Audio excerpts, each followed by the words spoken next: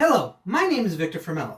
Have you ever watched a movie and said to yourself, where do they get their ideas from? With the Blade trilogy, I can actually tell you. The Blade trilogy is connected to a book set called Vampire the Masquerade, written by Mark Rain and many others, and a PC game called Vampire the Masquerade Redemption. I can show you that there are many connections between the two. I will show you the world of Vampire the Masquerade and how the Blade trilogy uses it over the Blade comic books world. And in the end, I hope you will see that the Blade trilogy owes its success to Vampire the Masquerade. Movie ideas come from many places. When a person goes to see a movie, they go to see something amazing. The thought of where the movie gets its ideas from and concepts is often a mystery, except when it comes down to the Blade trilogy. Blade is based off a comic series of the same title, first printed in 1976. The Blade trilogy uses materials from Vampire the Masquerade, printed in 1992, and Vampire the Masquerade Redemption, released in 2000, to bring their vampires to life, to give them real culture and real history. How do they do this? When you take a closer look at the Blade trilogy, you find that the first movie came out in 1998, whereas Vampire the Masquerade, or Vampire for short, came out in 1992. Vampire Redemption came out in 2000, Blade 2 in 2002, and Blade Trinity in 2004. The vampires in the Blade comics, for the most part, were monsters. Only a small handful stood out. They mostly didn't have any real depth to them.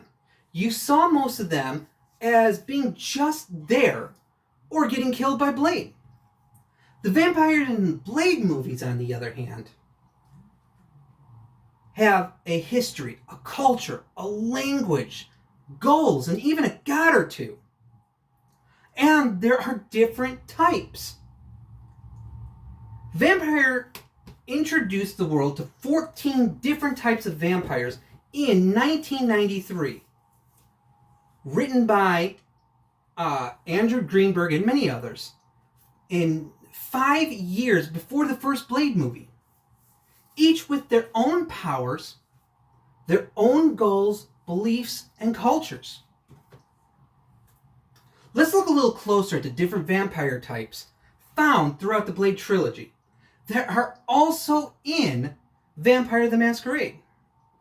First, the Bruja, the Anarchists, the Malkavians, the Insane, Nosferatu, the Disfigured, Ventru, the Elite, the Gangrel, Animalistic, the Samadi, the Vampire Zombie, the Tremere, the Well-Dressed but Manipulative, the Kindred of the East, those from Asia, the Assassinites, Iranian Killer, and the Tzimisce, the Vampire Sorcerers. When one gets to know the different types of vampires, the different types just shine when they're on screen. These vampires are not just background characters, even if they're only there for just a second. Looking at the powers the vampires have in the Blade movies and in Vampire, you can find some are the same, but some come directly from Vampire the Masquerade. The powers from Blade are enhanced speed, smell, sight, hearing, and strength. The powers from Vampire includes those, but also include many others, and in the movies you see blood healing and celerity, the ability to move incredibly fast. This brings us back to the Blade movie, the God fight scene. Frost uses celerity and then blood healing. As far as I can tell, in the Blade comics, there are no vampire gods.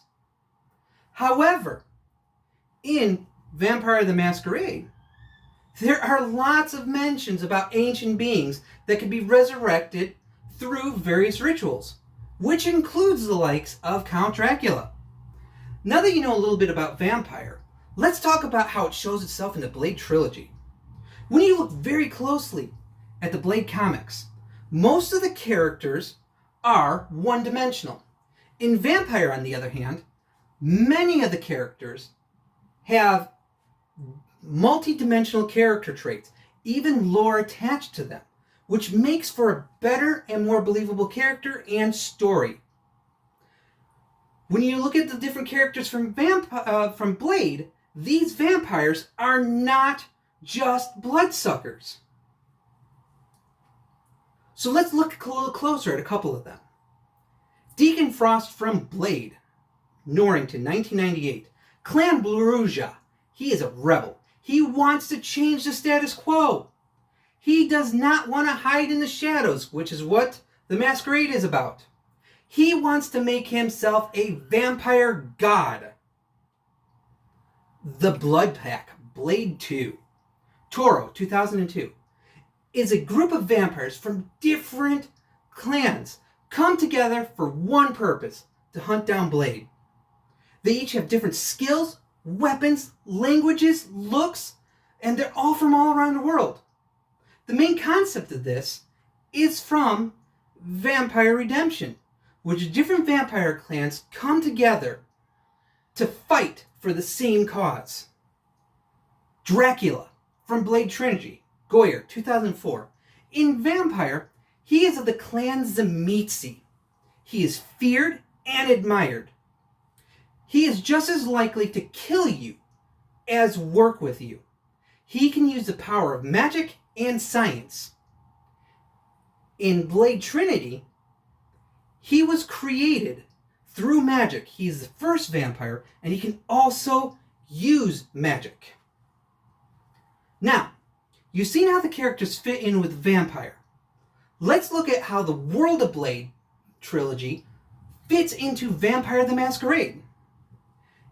In Vampire as well as Blade, you find that the vampires must hide from the general public. They need to get jobs in order to make a living. They need to find a better way to feed. They need to find a way not to expose themselves to the general public that there are vampires. They have hopes, fears, dreams. The vampire in Blade can show compassion, love. They're afraid of death. And they're afraid of witch hunters, which Blade is one of. There are character traits found in any good vampire character from Vampire the Masquerade.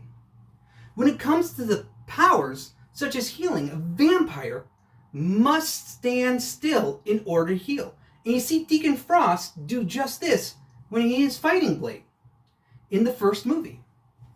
As you can see that there's more than just a slight connection here. In order to make the world of Blade and its inhabitants more real, they used different aspects of Vampire the Masquerade. We saw this when it turned out the vampires in Blade consisted of just being mindless monsters. Yes, some of the vampires were intelligent, and some of them had skills, but for the most part, they really didn't have any. Therefore, they had to use Vampire the Masquerade as a base for the Blade trilogy. Without using Vampire the Masquerade, this would have just been another failed comic book movie. It would have had an enemy that was forgettable. Since they did use Vampire the Masquerade, however, the movie has depth and is more real and memorable. As you can see, looking a lot closer at the Blade trilogy, this reinforces my belief that the people behind the Blade trilogy not only knew of Vampire the Masquerade, but used it to bring Blade's world to life. I have shown just some of the links between Blade trilogy and Vampire the Masquerade. The powers, the types of vampires, even the character traits that the vampires have. You can even find real-world locations that they used in Blade that are vampire hotspots in Vampire the Masquerade. There's definitely a lot more little traits or little details that I chose to leave out of this presentation. Like what is a familiar versus what a ghoul is, and how they're both the same in Blade and in Vampire. I also left how the hierarchy structure is set up the same in Vampire and in Blade. So I leave it up to you. If you want to know more, I invite you to explore the world of darkness, the world of vampire.